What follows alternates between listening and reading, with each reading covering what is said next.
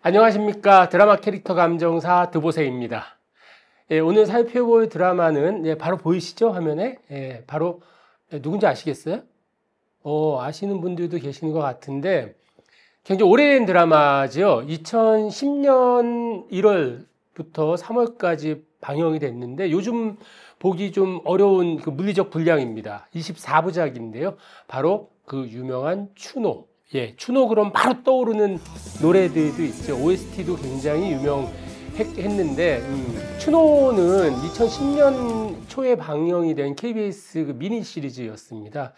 현성일 작가의 극본과 그리고 곽정한 감독의 연출은 물론 장혁, 오지호 그리고 이종혁이라는 이 세 명, 여기에 이다혜라는 여자 배우, 그리고 공영진, 성동일, 이 배우들 이름을 얘기를 하면 얼핏 잘 안 떠오를 수도 있긴 하지만 이대길이라든지 송태하라든지 언년이 업보기, 특히 천지호. 왜 이렇게 언제 말을 안 듣니? 송동일 배우가 연기한 천지호를 기억하시는 분들도 많이 있을 것 같습니다. 천지호가 누구냐고요? 이 추노꾼이 된, 그러니까 이 대길이를 추노꾼으로 이렇게 끌어준 그런 어떤 일종의 선배라고 볼 수 있죠.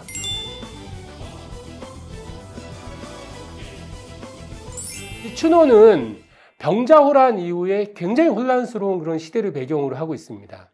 도망 노비를 쫓는 추노꾼. 사실 그 전까지 이 추노라고 하는 용어나 추노꾼이라고 하는 이 역사에 기록이 되어 있지만 대중적으로는 잘 몰랐던 그런 단어들입니다. 근데 이 추노라는 드라마를 통해서 방영 당시에도 추노라고 하는 이 표현들이 유행어가 되기도 했었는데, 이 추노꾼을 중심으로 투쟁이나 저항의 어떤 혁명의식을 이야기하려고 했던 그런 드라마인데, 대길이가 그랬다고요? 라고 생각하는 사람들도 분명히 있을 겁니다. 대길이가 그랬을까요? 대길이는 원래 양반이에요. 양반 출신의 추노꾼. 왜 그런가? 병자호란이라는 전쟁통에 집안이 몰락을 하게 되고 자기 아버지를 죽이고 동생과 여동생과 같이 도망친 큰놈이와 언년이거든요. 이 남매, 노비 신분으로 도망친 이 얘네들을 추적하기 위해서 추노꾼이 된 사내가 바로 이대길입니다. 이 이대길, 그리고 전쟁통 역시 병자호란이고, 병자호란 그러면 역사적으로 굉장히 혼란스러웠죠. 소현세자 이야기 나오고 인조 이야기 나오고 이러는데, 이 전쟁통에 역시 정쟁의 희생양이 되어서 굉장히 멋진 그 장수였는데, 이 정쟁의 희생양으로 노비로 전락한 그런 사내, 바로 송태하입니다.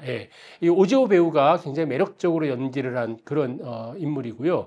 그리고 여기에 훈련원의 그 2인자예요. 이 열등감 때문에 어떻게든 자기가 성공하겠다라고 몸부림치다가 원치 않는 결혼도 하고 그러다가 급기야 살인까지 저지르면서 악귀가 된 그런 사내 황철웅입니다. 이종혁 배우가 연기를 했는데, 일반적으로 추노 그러면은 이대길과 송태하와 그리고 황태웅, 이 세 명을 중심으로 언년이가 엮이는 이 이야기를 알고 있습니다. 하지만 그 방영이 끝나고 나서 그 당시 곽정한 감독이 언론 인터뷰를 한 거를 보면은 이런 얘기가 나와요.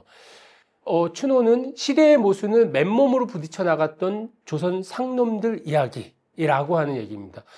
감독의 그 워딩 그대로 이야기한다 그러면은 도달할 수 없는 각자의 바람들이 어떻게 좌절해 가는지, 그리고 그렇게 좌절해 가면서도 어떻게 모여 역사가 되어 가는지를 보고자 한다. 우리가 보통 역사는 승자의 기록이라고 이야기하지만은 이 추노에서 주목하고자 하는 역사는 기록되지 않은 그 이야기입니다. 그래서 보통 왕조 중심의 역사 드라마하고는 좀 다르게 노비나 하층 계급의 삶에 초점을 맞추게 됩니다. 그 2024년 12.3 비상계엄 내란 사태라고 얘기하죠. 이 혼란, 심지어 내전이라고까지 표현하고 있는 이 상황이 병자호란으로 인한 어떤 그 혼란과 크게 다르지 않은 그런 상황들입니다. 근데 추노는 방영 당시에 그때가 무한 생존 경쟁을 강요하는 그런 신자유주의의 어떤 폐해가 굉장히 심화되고 있는 것, 그때 심화된 이 폐해가 지금까지도 계속 이어지고 있는 문제였거든요. 이때 그 도망 노비를 통해서 이 자본의 노예가 되어 있는 한국 사회의 문제를 풀어나갔다라고 주목받았던 이 추노의 문제의식이 12.3 내란 비상계엄 내란 사태로 인해 촉발된 이 혼란스러운 지금 현재의 사회 상황과 여전히 맞물린다라고 하는 게 놀랍기도 하지만 한편으로는 또 굉장히 좀 서글프기도 합니다. 우리 사회가 벌써 15년 넘게 지나가고 있는 상황에서도 여전하다라고 하는 건 좀 우리 모두 좀 돌아봐야 할 그런 문제가 아닐까라는 그런 생각이 좀 듭니다. 추노의 어떤 그 인물들, 캐릭터들이 이야기하려고 했던 것들이 좋은 세상을 향한 몸부림이라고 하는 거죠.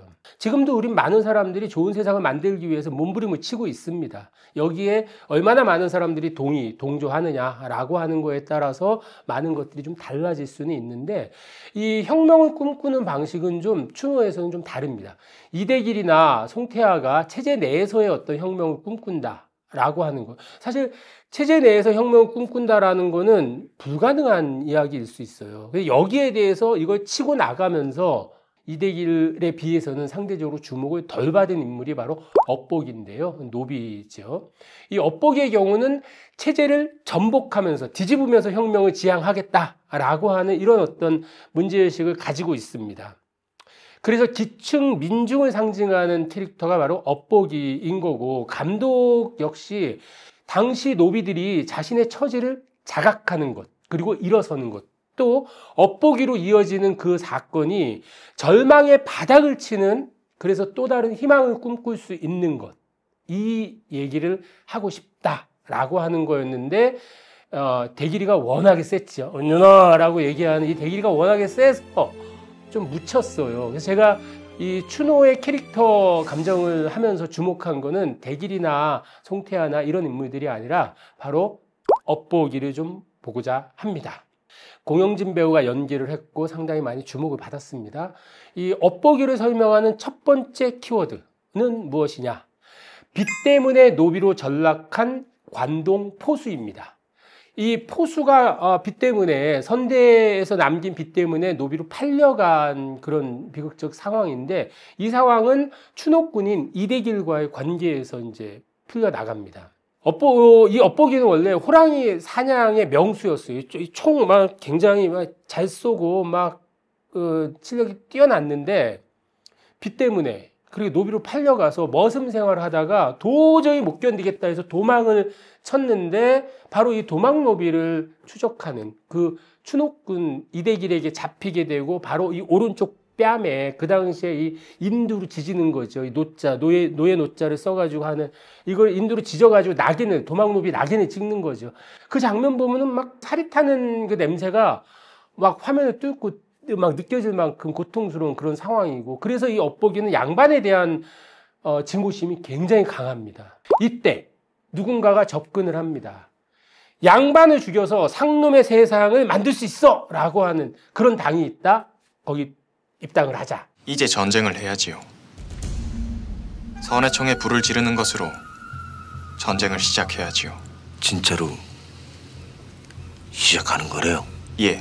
그게 가능한가라고 생각을 하면서도 긴가민가 하면서 양반에 대한 어떤 증오심 이것 때문에 가입을 하게 됩니다. 그 당에 입당을 하게 되고 거기서 화승총이라고 하죠. 이렇게 막 부싯돌로 이렇게 화약에 불 붙여가지고 쏘는 이 포수 시절에 솜씨가 굉장히 뛰어났다라고 얘기했잖아요. 근데 대부분의 노비들, 그러니까 노비들을 이렇게 끌어모아서 하나의 뭐 군사처럼 훈련을 시키는데 대부분의 노비들은 그거 못한단 말이에요. 그래서 이 업보기가 마치 훈련 교관처럼 이 포수 시절의 그 솜씨로 동료 노비들의 훈련을 담당하기도 하면서 밤마다 한양거리로 나가서 양반 아주 그 뭐라고 그럴까요? 그 민중을 착취하는 그 양반들을 사냥하는 이거를 드라마에서 침학이라고 표현을 해요. 한자어이긴 하는데 이 뭐냐면은 침입해서 해한다라고 하는. 조정에서는 굉장히 심각한 양반들은 막 이거 불안해서 못 사는 어떤 이런 상황들이 되기도 하는데 이 상황에서 업보기가 그거를 주도해 나가는 그런 캐릭터입니다. 그런데 이 업보기 같은 경우는 자기가 원래 노비는 아니었습니다. 노비가 되고 그러면서 양반 상전을 상대를 하게 되는데 이게 되게 애매한 거예요. 양반들이 쓰는 문어체, 한자 중심 문어체. 예를 들면 이런 겁니다. 삼복이 거한 지 오래건만 한식이 그리우니 노망이 났나 보이. 뭔 소리인지 모르겠는데 자막으로 이렇게 나옵니다. 참 아직도 한참 덥네. 뭐 시원한 거 없어? 라고 이렇게 말하면 좋은데 언어가 달랐던 거죠. 소통이 잘 안 되기도 해요. 노비들은 눈치로 움직이는 거예요. 이 상황에서 이런 머슴 생활을 하는 그 업보기가 같은 처지에 도망 노비로 잡혀와 있는 초복이라는 인물과 연을 맺게 돼요. 초복이에게 마음을 두게 되는데 양반 상전이 시집을 빌미로 팔아버리는 거예요. 그러자 막 분노한 업보기가 양반을 다구치는 거죠. 어디로 팔았어? 라고 이렇게 막 얘기를 하는데 양반이 또 막 이렇게 문어체로 얘기를. 아복 기뻐했다고 불찰록이 한 적이 있었더냐? 뭐라?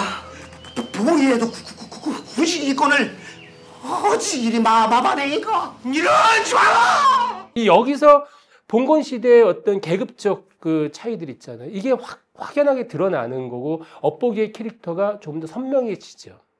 근데 노비 신세로 딱 끝나는 것이 아니고 방금 이야기했던 초보기하고의 관계에서 이 업보기는 대동세상을 위해 자기를 버린 사랑꾼이라는 그런 역할도 드러냅니다. 이 업보기 캐릭터의 경우는 인간에 대한 어떤 그 애정이 굉장히 넘쳐요. 그래서 양반을 죽이면서 얘 그 호랑이를 사냥을 하긴 했는데 그 실력으로 양반을 사냥하고 있고 이 양반들은 굉장히 나쁜 놈들이거든요. 그런데 내가 사람을 이렇게 죽여도 되는가라고 하는 그런 고뇌를 느끼기도 하는 굉장히 인간적인 면모가 강하죠. 근데 이 초보기는 또 어떤 인물이냐면은 아까 말씀드린 대로 업보기하고 같은 도망 노비지만은 부조리한 세상에 순응하지 않는 그런 어떤 저항 정신을 가지고 있는 노비이기도 해요. 그래서 이 초보기에게 공감을 하면서 쫓아 달려가는 거죠. 그래서 초보기를 구해와요. 구해와가지고 갈등을 하죠. 여기서 내가 사랑하는 이 여자하고 같이 떠나서 멀리 떠나서 이렇게 살고 싶은데 그런데 이게 가능할까? 왜냐하면은 나는 이 양반들과 맞서가지고 세상을 좀 바꿔야 해야겠어 라고 하는 뭐 이런 생각도 하는데 그러기 위해서는 또 내 사랑하는 사람과 이 행복을 꿈꾸기가 좀 어려운 거죠. 그래서 갈등하다가 초보기한테 그러는 거예요. 야, 우리 떠나서 그냥 같이 살까? 나는 사냥하고 너는 농사 짓고, 뭐, 고라니 팔아서 뭐, 꽃놀이도 하고, 물놀이도 가고, 뭐, 그렇게 살다가 애기도 낳고, 그냥 그렇게 살면 안 될까? 그렇게 살기 바라니? 라고 묻는데, 초보기가 딱 대답을 하는 게, 아니요!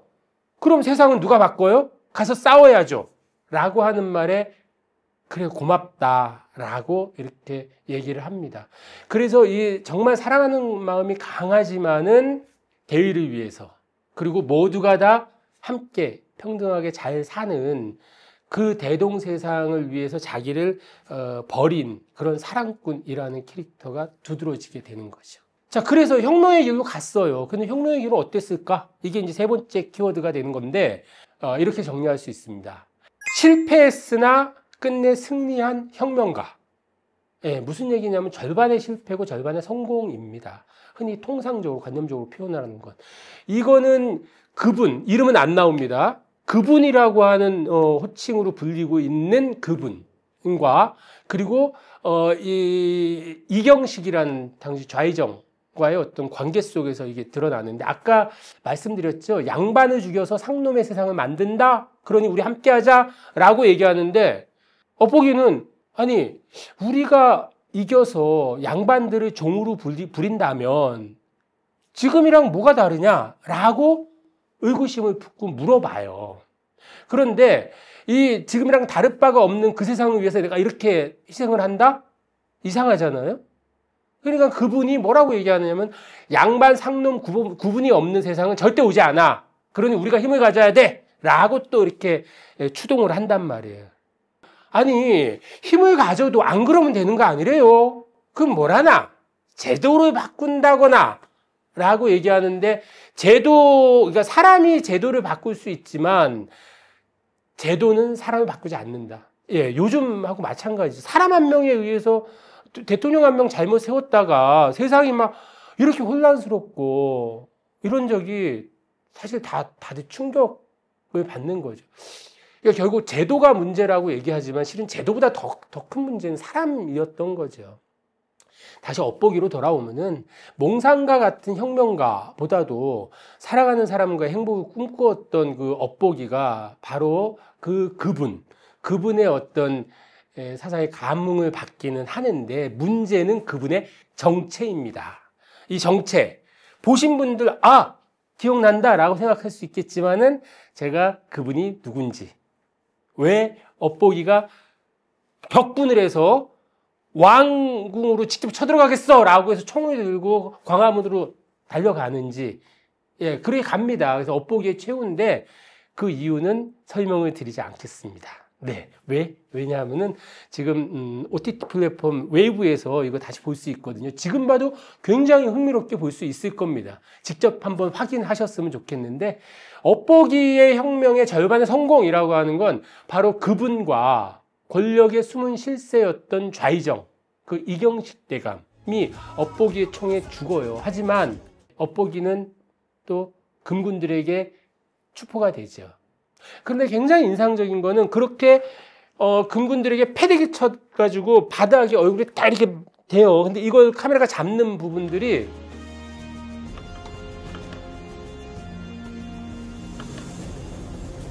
이 광화문 가운데 문을 중심으로 해서 그 밖에 수많은 노비들이 서 있어요. 그리고 그 중에 한 명이 엿보기의 마지막 모습을 딱 보면서 주먹을 불끈 쥐는 이런 장면이 나오는데, 그거를 아무런 두려움 없이 정말 담대한 어떤 그 눈빛으로 그를 향해서 강하게 힘을 불어넣어주는 이런 인상을 남기면서 끝나는 거죠. 그러니 이게 실패한 것 같지만 꼭 실패는 아닌 겁니다. 바로 여기서 우리가 희망이라는 단어를 이야기하게 되는 거고, 아무리 세상이 혼란스럽고 이렇다 하더라도 희망이라는 단어를 우리가 놓지는 말자. 그것이 이 세상을 바꿔나가는 가장 강력한 힘이 된다라고 하는, 이렇게 정리를 할 수 있다라고 하는 겁니다. 자, 이렇게 그 엿보기 캐릭터를 살펴봤습니다. 그러면은 제가 이제 얼마의 감정가를 매길까? 호수에서 노비로 전락한 엿보기. 이는 바로 사람이 사람으로 대우받지 못하는 세상인 거죠. 이거는 그 봉건 질서가 지배하던 조선시대에 뭐 당연히 그럴 수밖에 없다라고 얘기할 수도 있긴 하지만은 민주공화정에서도 마찬가지 상황이라는 게 굉장히 좀 서글픈 겁니다. 다만 차이가 있다 그러면은 지금은 돈이 없으면 사람 취급을 받지 못한다. 이 돈으로 사람을 평가한다라고 하는 것이 굉장히 문제가 있다라고 얘기하면서도 돈이 없으면 또 사람 대우를 받을 수 없는 이 세상. 그래서 엿보기 같은 그 기층민중의 경우는 지금 우리가 살고 있는 현실에서 너 이대로 살 거야? 어떤 좀 세상을 바꿔야 하지 않겠어? 라고 하는 어떤 이런 기운을 전해주는 캐릭터라는 점에서 굉장히 매력적입니다. 그런데 추노라는 드라마에서 생각을 해보면은 앞에서도 말씀드렸죠. 이대길과 송태하와 황초롱.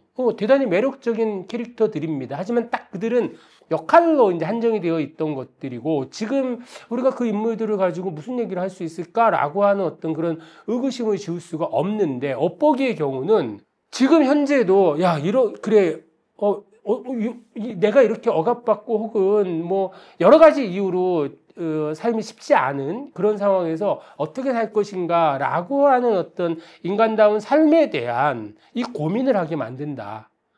그래서 엿보기가 역사의 진짜 주인공이 아닐까라고 생각을 할 수 있는데, 추노에서의 어떤 세 명의 그 인물들에 이렇게 가려져 있었던 그런 아쉬움이 좀 있죠. 그런데 또 더 문제는 뭐냐면은 이 포수에서 노비로 머슴으로 팔려갔던 그 상황에서 도망 노비로 또 이렇게 더 상황이 악화된 여기에 원인을 제공한 게 추노꾼 이대길이었단 말이에요. 근데 그 개인의 서사가 실은 다 지워져 있어요.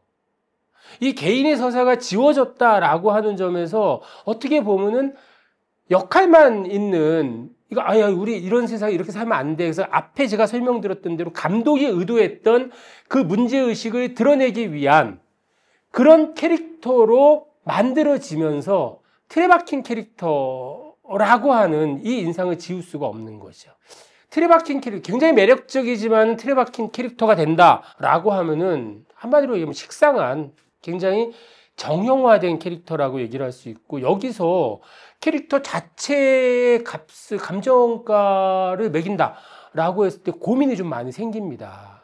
분명히 매력적인데 그 한계, 이대길, 송태하, 황철웅의 서사에 가려져 있는 이 엿보기와 초보기의 서사가 조금 더 풍성하게 부각이 됐다, 표현이 됐다. 그러면은 저 과감하게 5,000원 드립니다.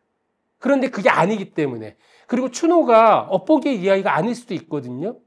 근데 어떤 관점에서 보느냐에 따라 달라지기 때문에 엿보기의 관점에서 추노를 본다 그러면은 완전히 다른 이야기가 될 수 있어요.